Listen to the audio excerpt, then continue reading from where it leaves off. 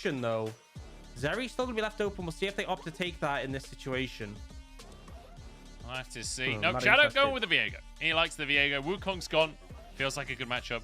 And Betty deciding that, look, the pick was not the problem, apparently. That was not the issue with the comp, according to anyone's legend. We'll see if they're correct about that one. As Xiaohao going to lock in the Corki for Forge. And now for LGD, I mean, again, going pretty quickly through the draft between these two teams. Yeah, so LGD banned the Gangplank now, and there is that extra ban left open, which was the Corki. It was banned first rotation by AL before. And now we have two essentially, champions with a ton of poke between the Zeri and the Corki. Two champions that scale extremely well. But it looks like LGD, can I just go back to what they did before? If it ain't broke, don't fix it. They have the reset potential off that Viego, off that Jinx. My question is, are they going to match with the mid laner here before they get banned away and they end up going for the LeBlanc? So really powerful mid jungle ahead. And this feels like this has been the goal for LGD in game 1 and game 2. Have a strong mid jungle to set up your side lanes, and they have managed to pick that up again. Yeah, definitely feels like they have power in that mid lane. And the LeBlanc was banned away from High Champ game 1, right? So feels like maybe this could be one of his comfort picks. We'll have to wait and see. As the Lee Sin being hovered here. Xiaohao gonna go for that Lee Sin Viego matchup that we've seen oh so much in the LPL. Yeah, I'm not a huge fan of Lee Sin paired with Corki, but they kind of need something to contest, and Lee Sin did get buffed on this patch, get some extra AD, some extra damage on his Q. He was already priored quite heavily in the LPL before that, so he should be in a good spot. But ultimately, AL, I feel like they want to support that pairs well with the Lee Sin, something with a lot of lockdown, and ideally for ZDZ, a top laner where he can really flourish. I feel like they already have a scaling mid and AD carry. I'm not sure if going for something like a KL top would leave them too much at the whim of LGD, but we'll see what ends up coming out. Leona banned away first and fourth most banned away from JinJiao, and Kale denied from ZDZ. Yeah, so we're gonna have a different top lane matchup this time around, which I'm okay with. We get to see a little bit more. ZDZ obviously big on the Camille, loves a bit of Camille. The Akali being taken away from Fearness, another comfort pick. So feel like we're getting rid of a lot of the stuff that you'd expect to see today, and we'll have to see a bit of a change up potentially. Yeah, Akali ban suggests potentially a Gwen pick. Akali something that was picked heavily into Gwen as a counter. We'll see if LGD opt to ban the Gwen, or if they have another counter up their sleeve, so they're happy to leave it open. But, they end up actually banning the Yuumi away from pairing with the Zeri. We could see Gwen come in here as a blind and then leave support counter pick. If you want to secure the Gwen here and now, I think that might be the play, and it looks like ZDZ is going to go for that one. So we'll see what Fearness has to match this Gwen. Obviously, GP Kale, things we've seen picked into it so far, denied away. This could be an interesting one if they go for the Ornn. Typically, we saw Gwen picked into Ornn as a free scaling matchup at MSI. Yeah, the Ornn certainly adds scaling to the team, right? But it certainly works well with the Jinx. Whether or not it's going to work that well in the top lane, I mean, Fearness has played plenty of Ornn over the years, so we'll have to see if this is going to work out for him. But ZDZ certainly going to have some space during the laning phase. We'll see what support is going to come through from JinJiao, though. That Nautilus has been his go-to, and it would give a lot of engage to the team with an Ornn and a Nautilus. You certainly have ways to start a fight. Does just make life difficult for Zeri, right? One of the big things is her mobility. The fact it's hard to connect skill shots. Nautilus doesn't have to worry about that. And as you said, she can leap over walls to create some distance, but it still forces her out the fight at bare minimum. And she's going to go for the Braum, so a bit more of a defensive pick. Does mean this team is kind of lacking engage, but to be fair, the composition is going to rely quite heavily on the poke of the Corki and the Zeri. I think once more for me, LGD's composition is a bit more straightforward. They've got that super strong mid jungle. Top lane's going to be an island. They'll let Fearness just scale up and hand out ornaments. And they are once again playing for Assum. Yes, they are. Assum is the key to everything here for LGD. We'll see if the Jinx can get ahead once again. Shadow as well on that Viego. We know what he can do when he gets ahead. Now, I do want to quickly mention some stats from Hysterics here. Because Xiaohao bringing out this LeBlanc, it was banned away against him in game number 1. This is only his second game in the LPL here. And I want to quickly mention he's played 9 games of LeBlanc in his career so far, Xiaohao has. He's currently 2-7 with a 22% win rate. Now, that sounds really terrible. But let me just point out that his average KDA is 11. Imagine being 2-7 with an 11 KDA. This guy might just be a bit of a beast on LeBlanc. but perhaps not on the greatest team in the history of the LDL. We'll have to wait and see, because I don't know how you pull off 2-7 with that kind of LGD, so everything's different. Oh yeah, oh yeah, very different. Big overhaul. Well, we'll see what he can do with it. I think, you know, Xiaohao had a fantastic game. This strong mid jungle is really going to pay off. I do think AL, they've kind of gone for, you know, they have a good top lane matchup. They have a good bot lane matchup. But I just think that mid jungle is too much of a weakness. So it really comes down to whether AL can mitigate the pressure in the mid jungle and just let lanes play out as normal. If we see aggressive plays coming in, it's likely going to favor LGD.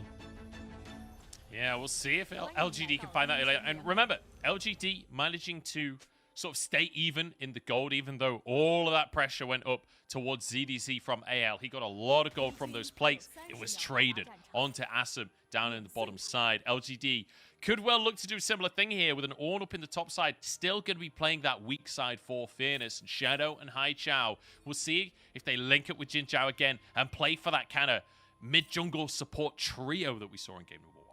Yeah, I feel like Xiaohao has to have a better game. He was the one punished. He was the one targeted in game 1. Ended up going 0-2-0 in the early portions of the game. Now, they are looking at potential invade here. Get a ward down. Takes a Q, but yeah, as you say, just ward could be dropped onto the Raptors. But it does mean that Hysterics now will have an XP advantage in that mid lane. He's already on LeBlanc, so it can get a little dicey for the Corki if Forge isn't too careful. He can fall behind in levels, and there is an all-in window, but with the TP, you're not really expecting Hysterics to be looking for a kill at level 2. Yeah, it's just about the pressure, trying to trade heavily onto the Corki. Corki really prefers just wait until level 6 when you have the ultimate available to help clear waves. Prior to that, you can still look for trades when you can find opportunities, but there's a lot more poke available to LeBlanc and a lot more setup for ganks. If she does land a chain, your Valkyrie doesn't get you far enough away to break the tether, so very, very scary. Yeah, it feels you're safe when you got the package, not so much when you don't have that available to you. Assum and JinJiao looking like they have control of that bottom lane, at least for the time being. But level 2 hit actually at the same time here. Forge doing a good job of having that minion advantage in the mid lane. Yeah, and interesting enough, we're actually seeing the TP come out from Assum, which is a bit of an interesting one. We often see this on picks like Ezreal. Not too much on the Jinx. I think kind of respecting the fact that they don't really expect too much early threat from AL's bot lane. AL's bot lane is kind of picked, you know, to kite back, play defensive. That's why the Braum is there, so that JinJiao can't engage. Yeah. And suspected you don't need those combat summoners. He's happy with the TP. Yeah, going for the TP. Also going for the cult. Like, Assum is all in on the fact that you ain't doing anything to me during this laning phase. And I kind of like it. Like you say, this is not exactly an aggressive bottom lane locked in for the side of AL. So LGD being kind of greedy with it, but I can see where they're coming from with it. And I mean, both AD carries with the Cole, so just looking to scale up and get some farm. We'll see. Shadow is just clearing off his red buff. Has basically secured 5 camps. Can now look towards going for Scuttle. But it looks like they might even try something a bit more aggressive here. If Forge dies here, could be pretty painful. That's quite a sizable wave. He does have TP, but see if they can pull it off. There is a wave to block JinJiao's hook here, which is thankful for Forge. Forces the Valkyrie. Cost JinJiao his flash. But honestly, Forge going to be happy just to have survived that one. Yeah, I mean, he didn't burn his own summoners. So Forge more than happy. All you did was had to use the Valkyrie. And obviously, Valkyrie costs a ton of mana. It's 100 mana. So definitely doesn't put you in a good spot. But you'll take it. You avoid the gank. Better than being dead. Better than being in flash. And we'll see LGD to secure that bot Scuttle. Xiaohao will match on the top side. Yeah, obviously can't do much to Fearness here. Fearness very close to his tower. So just be the reset for Xiaohao. Jungle is just about even as you see Shadow finishing off his Krugs. And we'll see what happens next to these two junglers. Drake up in a minute, but like we said, with the cull starts in the bottom side, it doesn't feel like a lane that necessarily you anticipate that much aggression, but maybe could be a window for Shadow as this massive wave comes in, but I don't think he's really looking for it. Wants to get a reset, wants to get back up towards that Grom. Yeah, I think the wave's too big, and also Zeri Braum is quite scary if you try and engage, aggress onto them. Obviously, it's quite tricky to pin down Zeri, especially before you have that Nautilus ultimate at 6, and once the Braum passive starts stacking, it can definitely turn a rise. So Shadow unable to find anything mid, unable to find anything in the bot lane. this slow pace does favor AL. They're more than happy with this. Yeah, definitely. I mean, both teams have a good amount of scaling. I'm just nervous that, as you say, when it comes down to teamfight execution, if AL can pull this poke-style composition off, it can be quite difficult to ever find that engage you're looking for, especially when half your engage is all, and you're against a Braum. your engage doesn't exist anymore, or just gets often completely denied by that Braum. So we'll have to wait and see if AL are going to be a little bit more proactive, but as we said before, it's not really where AL shine the early game. It's much more about the skirmishes and the team fights later on. But they will start off with priority in that mid lane. They're going to go for the Drake. We'll be able to get our first one of the game. Yeah, which is really important because something we hit on last game was how LGD got those 3 initial Drakes super fast. It was 4th Drake at 22 minutes, and AL were constantly forced to opt into these fights just to try and stop them getting soul. So the fact they have that first one just gives them a bit of extra time. Miziano is concerned. Now, we do see Forge struggling a bit mid. Xiaohao's there to Shadow, though. The Shadow is there as well. Xiaohao and Shadow there to Shadow as the flash over, but the wave again! Forge is getting so lucky with these waves, and Shadow pays for it. Forge actually gets a kill out of all of that, and Shadow, I'm going to be totally honest, that was a bit of a whiff. Yeah, doesn't connect the stun. Forge's flash is even late, actually. But I just want to say, fantastic read from Xiaohao. This is someone who completely flopped game 1, heavily punished, was there when he needs to be in the mid lane, though, helps cover the play, and importantly, you just got first blood for your Corki. You are more than happy with the outcome, and you even get those Raptors as a reward. Yeah, this is not a matchup that Forge was winning either. The fact that he's getting first blood here, but this is the second play in a row now that Shadow trying to make the play mid, and the minion blocks it. It didn't even look like the minion was in the way, honestly. Yeah, I think he might have just not connected. Maybe the flash was in time, the projectile a bit slower, but either way, you can't really blame the minions. You know the minion timers. Oh, yeah. They're kind of rigid. You should look at your own side if you want to see where they are. But regardless, Shadow doesn't connect, and it's a risky play going for it pre-6 when you don't have that ult for the follow-up. But either way, Xiaohao with a fantastic read to allow that turnaround. And it just kind of means that the game can just keep going at this slower pace, which, as we hit on, AL are perfectly happy with. I feel like both teams are kind of okay with. Like, I feel like often we end up with these kinds of drafts where you both got scaling and it's down to execution later on. I feel like both teams are going to take their odds on that one. But I'm impressed with Xiaohao. As you say, shadowing in the mid lane, denying the play that came on towards Forge, and it means that Forge is now set up in a much more comfortable position with that Hex Stringer, right? Haichao is going to struggle to find the pressure that he had earlier on in this laning phase. Remember, he was butchering Forge in the laning phase. He was almost getting him out of lane. ZDZ might get forced out of lane here. The Ornn gets the knock up. ZDZ dodges one of the knocks up, but there's just so much coming in onto him. No way out there, and Shadow will get his own snowball rolling. Yeah, wasn't able to get that W down in time. Shadow just gets CC locked and taken out, so bit unfortunate, but a nice play coming out from Shadow to secure a kill, despite the fact his initial 2 plays did go a little bit, unfortunately. And, you know, we see Haichao still trying to apply that pressure. Xiaohao looking to help secure this wave in, and Chocho's here as well, so I think Shadow, he's on the Herald, but surely if they just walk over, they'll be able to stop him. They saw the E come out from the Viego. You'd think they'd move. I guess maybe because GDZ's not there, they're not willing to risk it. But I guess that just means Herald for LGD. Yeah, they won't be able to stop him, and don't call me Shirley, okay? It's going to be the Herald taken here in favor of LGD. Shadow grabbing that one for himself. And just think, you could go slam that for Assum here, give him a whole chunk of gold, or you could repeat what happened in game number 1, go back up towards that top side, and try and bully ZDZ here. It was ZDZ actually getting a lot of that gold last time around. This time might be him losing out. Dodges away from the hook. Can't believe he was ready for that. The crying and movement comes out. Second time for JinJiao is flash hooked and not being able to connect. ZDZ able to respond, and it's a smart swap from LGD. They moved their bot lane top side. If they got that kill, they could slam Herald and get so many plays for Assum. Because it doesn't come to fruition, because AL matched them, it just means, you know, LGD wasted all that time really for nothing. Before, the play was for Assum, but because the hook misses, the play was ass.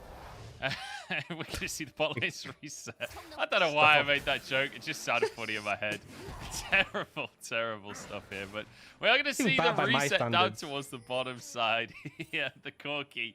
Currently, we've got a whole mix going on here. We've got the bottom lane up top for AL, the mid lane up bot, the top lane of mid, and then on the other side, we've got standard lane assignments again. Yeah, just a lot of swapping, a lot of quick swapping to try and get an advantage. It hasn't worked for LGD. That's one of the things with the Herald. The best Heralds are when the enemy team isn't there in presence. You can get it down, get as much as you want. So AL doing a great job of trying to keep tabs on Shadow and not let him get that off freely. Now, it is Dragon in 20 seconds. Neither top laner has TP, although ZDZ's a bit closer. But you see LGD already moving in to try and secure this. Trying to contest vision, and we'll see if AL can match. Shadow gonna get that. He's got to crap for himself, so at least LGD will have vision regardless. Currently with control through the bottom side. Package available for Forge. I don't know if you necessarily want to fight against the package right now if you're LGD. And I think they're deciding a similar thing, but on vision right now for AL and Shadow moving in alongside JinJiao. Looks like they might fight for this one after all. But AL on the Drake right now, they're just going to try and burst this one. And LGD sort of posturing, but not going to commit. Herald down to the bottom side as Assum trying to get as many plates as possible here.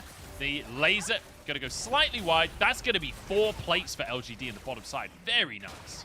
Yeah, so a lot of gold. They find a window when AL committed to Dragon, but as you said, very hard to contest when Forge has that package. And AL is super happy. They have 2 dragons in the pocket already.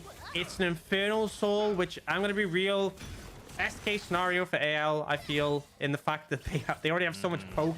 It's going to make Corki and Zeri really obscene if they can get their hands on that. So, big difference from game 1. AL able to mitigate more of the pressure from LGD, able to secure those 2 early dragons. Yeah, so far so good for AL with the 2 Drakes. And like you say, Infernal Soul on Corki, when a big one hits you, man, that's just not fun. You don't want to play against that. But LGD might not have a choice. Well, the choice is deny some of those Drakes, right? That's the choice that they have ahead of them. So LGD, bit of pressure on them now with 2 Drakes stacked up for AL. We'll have to wait and see what AL can do with this advantage, because they are slightly behind in gold. Whether or not they can continue to stack those Drakes remains to be seen. Yeah, I think the gold discrepancy is not enough of a deal to really matter that much. But it really comes down because Shadow hasn't found those same favorable skirmishes. And Haichao hasn't really been able to be part of these plays. We saw the Galio be so instrumental in setting up plays in the previous game. It kind of has just been a farm lane for LeBlanc, which, you know, isn't the ideal case. You really want your LeBlanc to be participating, to be getting ahead. For now, though, we see JinJiao, Shadow pairing up once more and looking to be a bit more aggressive in the enemy jungle, see if they can find anything. Xiaohao goes wide in the queue.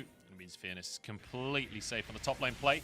Haichao will grab himself a plate in the mid lane. So nicely done by him. 160 gold for him. And an enemy blue buff. Not too shabby for a day's work here for Haichao. And AL legging it in the bottom side. They know what's going down here. And they are straight out of dodge. It means Assum once again more solo gold. This time it's the first tower of the game as well. Assum just getting a slingshot towards the late game as fast as possible. And this is what LGD want. This is what they need in their composition. That Jinx is such a massive portion of their damage in fights. So getting here ahead, really going to pay dividends. And Xiaohao ends up going for the play on the top side. It's kind of hard to make it work. You don't have the best setup from a Gwen. She doesn't have hard CC to connect onto the Ornn. So it felt maybe a little bit of wistful thinking. And your bot lane are the ones who pay for that. And now the gold lead wasn't too significant before. It's 2,000. You can see Assum already finishing that mythic and a decent chunk towards his next item. And just to really be annoying, will stop Betty's reset as well. Yeah, I don't know how he had vision of that one or whether that was just a guess, but very nicely done there by Assum. And it means he gets a bit of solo time in this mid lane. There's no one there to clear the wave. Assum will be able to crash yet another wave there. Although Betty on the way, I'm not sure how quickly Betty will be able to get there. I don't think Assum will grab any plates. All right, plates are timed out. Never mind. But the wave will go in regardless. But it does give time to move up towards this top side. And LGD really heads up play with how they're doing this. They get mid prio, move up towards top. JinJiao is there, set up a vision. And it means Shadow and Haichao can start to threaten this top lane tower. Certainly can. Not just threaten it. It looks like they're just going to take it. AL not willing to fight for this one.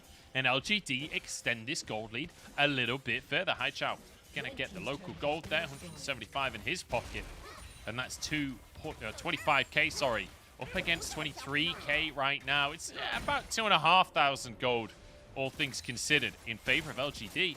And a good look for LGD. Again, I was not expecting this kind of, you know, clean macro coming out for them. It feels like they have a very clear game plan. It feels like they're working well as a unit. You know, it may be a fairly quiet game, but compared with what we've seen from LGD so far this split, I was not expecting this kind of just clean, clear, controlled gameplay.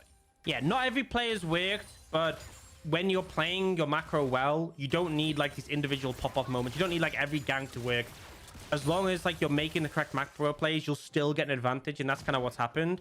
And now with the Herald in pocket, they can go mid, slam that down, threaten the mid tier 1, and use that pressure to lean into the river to contest this dragon. LGD absolutely wants this dragon. And look at AL, the vision setup they have in the area, starting to layer some poke down. They know how important this next dragon is. They certainly do. 18 seconds till that comes up. AL need to be there first as we get a reset out from Forge here. Maybe he can get a package for himself. I'm not sure. I don't know if this is going to be contestable with Forge and base, though. Yeah, he's going to be late, but Shadow did smite the scuttle. So there's a little bit of a time frame for AL where LGD don't want to do the dragon. Although it looks like that time is passing.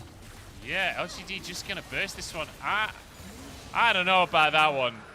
The reset for Forge, I feel like you just got to stick around there. I mean, look, it's not the end of the world. It's only the first Drake for LGD, but even still, I feel like that was really mistiming the situation. Xiaohao, good luck for High Chow here, but does get spotted out. Ethereal Chains used as Fearness moves in. AL will at least get a tier 1 in the mid lane, so they get something out of the play. Package still available if they want to go for a fight, but with the amount of poke they've got, looks like they're just going to back away and try and play at range. Yeah, I mean, I think another thing, just going back to the dragon, is Xiaohao had smite and Shadow didn't. If they'd gotten into the pit, he could have been able to steal that. But I also feel like my main point is Forge burnt TP leading up to that play. I think you kind of have to make sure you have TP and package now. One of the big nerfs that took Corki out of the meta was his package timing being a 5-minute cooldown, not 4-minute. And I think because the timing is so tight with it being the same cooldown as the dragon, you kind of need TP so you can grab it, TP in, and instantly be there rather than have to like fly out, being a little bit late and giving windows like that over to the enemy team. Yeah, I mean, a little bit discombobulated from AL, I think, is our conclusion on this one. But you know, it is what it is. AL 2-1 right now, LGD 0-2, and I feel like we're not really seeing the same AL that we saw against teams like EDG, against teams like RA, like against teams like BLG. We saw this version of AL that was so good at team fighting, that was on the same page, that was working as a unit so beautifully. And, you know, I said before the game orgs, a lot of the time in the LPL, we get these teams that play to the level of their opponents. Rogue Warriors was always one of those teams. AL literally is Rogue Warriors. They are the rebrand of Rogue Warriors. And it's feeling like that legacy is living on here. Yeah, I mean, they are really struggling. And honestly, I feel like they're even playing to less than the level of their opponents, because LGD have stepped up and will use the Herald finally. This is mid lane tier 1 taken down. They have all the tier 1 towers. You can see the Zeri poke starting to hurt in return, though. And the wave clear is there to make sure nothing more comes from this play. Yep, but still, more gold for LGD. 3,000 gold lead as they try and threaten onto a blue buff as well. It's taken by Shadow in the end. Grabs that for himself. Drake is not up, despite the positioning of the teams. You may be led to believe that we're contesting a Drake right now. It's not up for another 2.5 minutes. They're just feeling antsy. Blue buff, equal objective here in the LPL to a Drake. Oh, ZDZ, gotta be careful. He'll be okay. Yeah, you see LGD really fishing for opportunities, just trying to constantly group, test the limits, find windows. It still feels like they're struggling in that regard, being able to find those opportunities to punish, to find picks, to find engages. I know they're still ahead, but 2,500 gold now is moderately significant. As the game goes on, if they aren't able to extend that lead, it's going to be less and less relevant. And I'm going to hit on it again. The fact that AL has 2 dragons buys them time. They at any point can just go, you know, we don't need to fight this dragon. Up until LGD starting to get into the 3rd, 4th, that's when it's like, right, okay, we have to get serious again. But, you know, if this next dragon doesn't open up the right scenario and they give it up, it's not the end of the world. It does give them more time. And importantly enough, something to note is that the fact Corki has gone for this Hex Drinker does stall out your items a little bit, does mean you are behind. Still hasn't completely stacked that mana immune. Still hasn't finished the mythic. So yeah, a while for him to come online. Yeah, gonna be a while for him. We're getting towards 20 minutes here. And Orcs, I'm gonna be totally real with you. We've got 2 minutes on the board. That's a kill per 10 minutes of gameplay.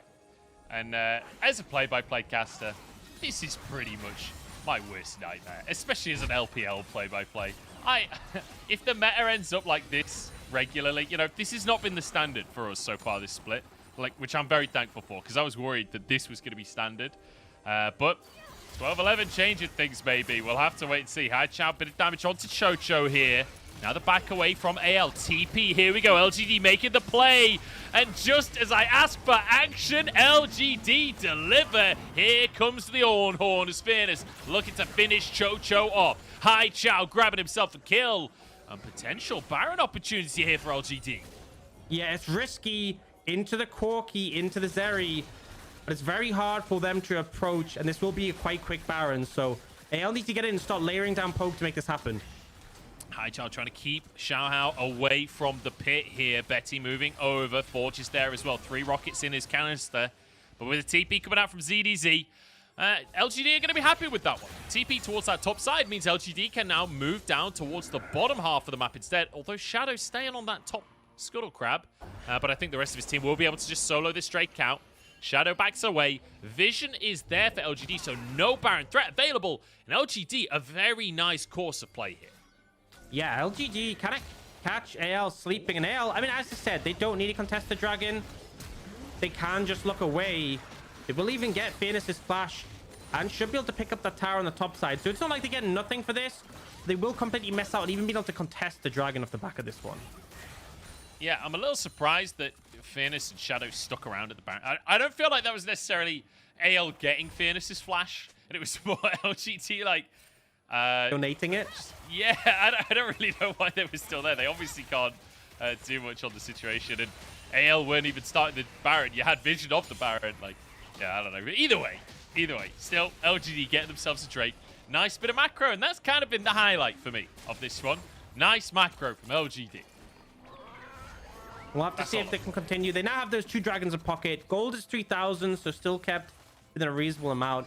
Something to note, there's a ton of AP damage on AL. I know that obviously Betty will do physical damage with his Q, but that long range poke is all AP. The Gwen is also AP. We've seen a Banshees come out for Xiaohao. I'm not really a fan of Fearness's build. I'm going to be real. That's a lot of armor, considering the composition you're playing into. Yeah, it's like all AP. Yeah, lacking a lot of that magic resist. So, bit of an interesting take. I feel like his teammates are a bit more on the anti-AP. Do you know what he's done? Do you know what he's done? What's I know what he's done. Fearness.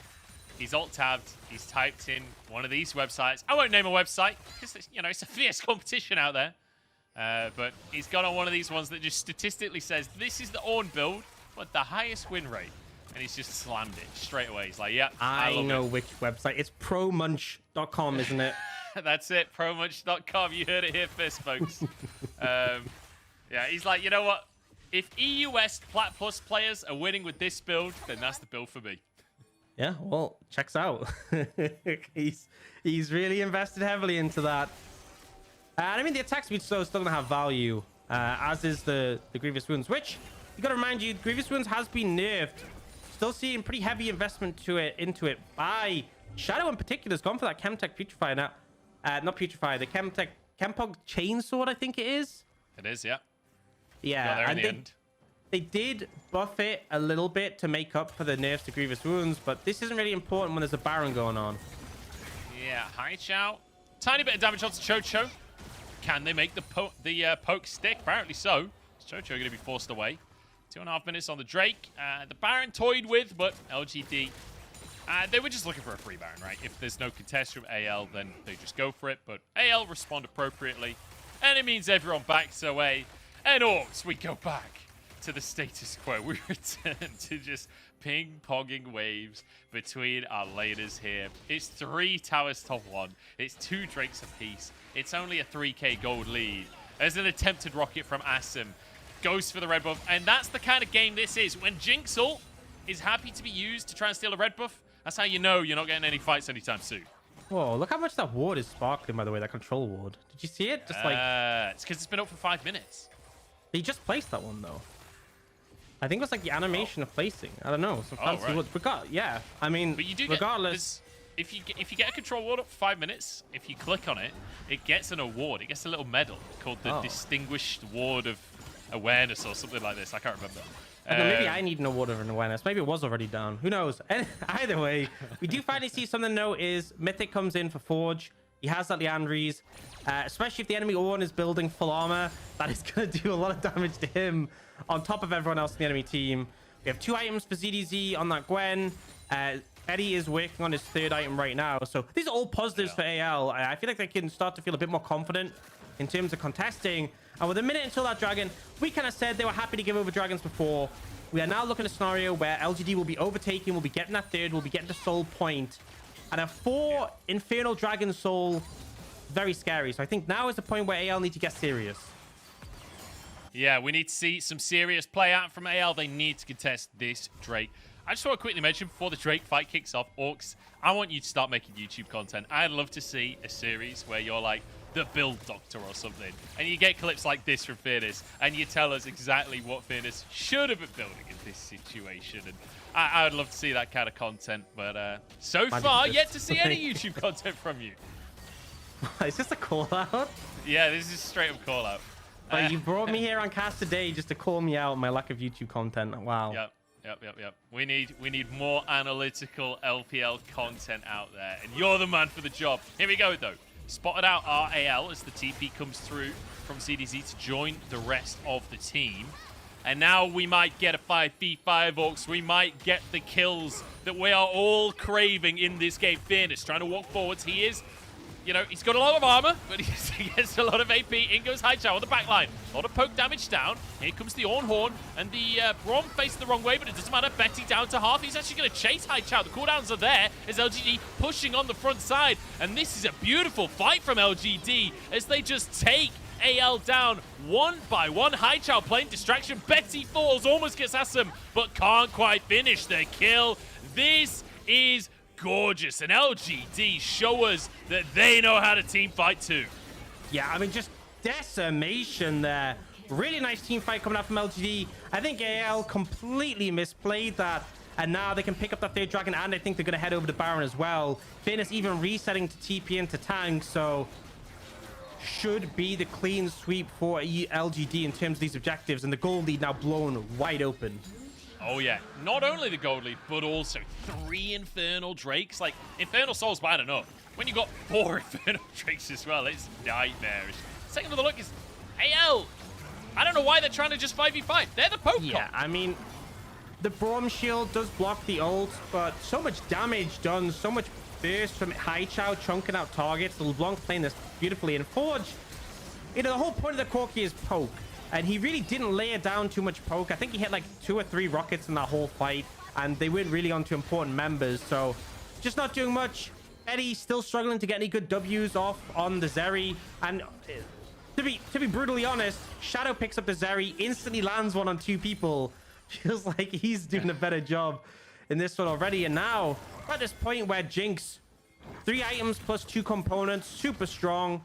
And as I said before, LGD's comp is so simple. It just plays itself. It's like Ornn presses R.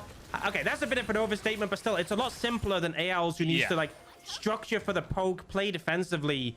And it feels like a repeat of game 1 where LG are just better at executing on what they have. Yeah, I mean, Assum, like literally the guy we've been talking about all day long. Assum on the AD carry, on the Jinx. Oh my days, doing some damage as well with that rocket.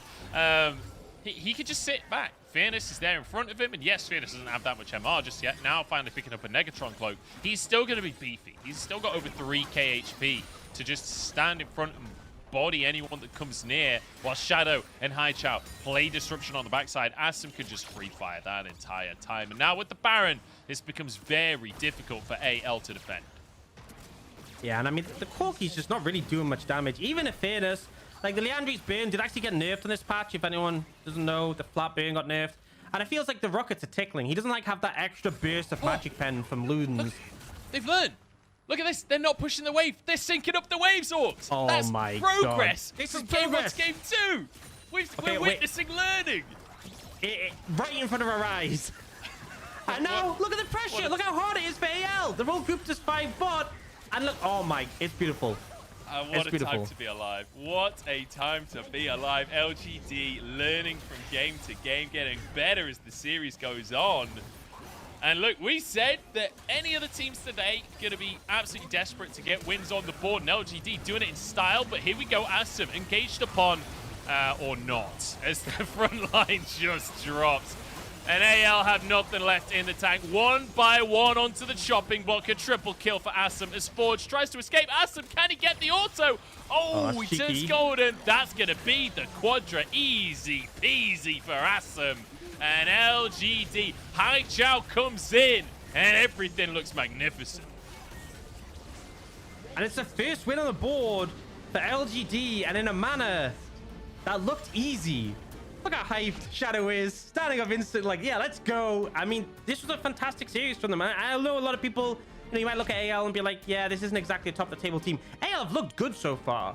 They 2-0'd BLG quite convincingly, and this didn't even look close. This is kind of the exact opposite of what I expected coming into the series. LGD massively stepping up, and AL, quite honestly, flopping. Yeah, absolutely. I will say, for the side of AL, Betty, and I don't know who he was sat next to, that has got to be a nightmare on a day-to-day. Their chairs are like this next to each other, and they try and get out at the same time, bash into each other. I bet they get so annoyed at each other on Maybe a that's daily why. basis Maybe that's why they ended up losing. It just broke It's annihilating their synergy. It's, day by day, their synergy's been chipped away by chair placement. Yeah, fantastic game, though, from LGD. Fantastic series from LGD. You know, slower than I personally like to watch as a LPL play-by-play, but I still appreciate clean League of Legends, and I don't feel like LGD did much that was egregious at all this game. Yeah, there were definitely plays that they couldn't make happen, particularly in the early game. But the thing with that is, like, there were definitely lower ranked teams, so like they make these big plays and they either work or they don't. But for LGD, the macro made sense. They knew what they had to do to set the map up. So even though those plays didn't work and it made the game slower, they still just incrementally built up advantages. That a comp that performed really well in team fights. Everyone knew their role. It came together cleanly. And on the other side, being honest, AL, it kind of looked like they didn't really understand what they had to do with their comp. The comp didn't click as easily. It wasn't as synergistic. And on top of that, I'm just going to say it, Betty made Zeri look balanced. And I really think this champion is completely insanely OP. You know, we saw Viper on it, and man, the stuff he could do, constantly finding those W angles. The fact that, I don't know if he did this in game 2, but in game 1, Betty maxed E second instead of W. Like, the play pattern now, the reason she flew up in win rate is because the W is so obnoxious. And it felt like he wasn't really playing for it. He was kind of playing traditional Zeri. And if you're playing traditional Zeri into a Jinx, I mean, you can see the damage numbers. Yeah, I mean, just no opportunity to get into the fight. And also, if you're playing traditional Zeri, well, actually, Fearness' build is great. Because you ain't doing anything to him. Nothing but armor. Those Qs literally tickling Fearness by the end of the game. So, nicely done here by the side of LGD. A bit to be desired from AL, and that's disappointing. After the first 3 series we saw from them, it felt like this was a changed team. This was a team that a lot of people were saying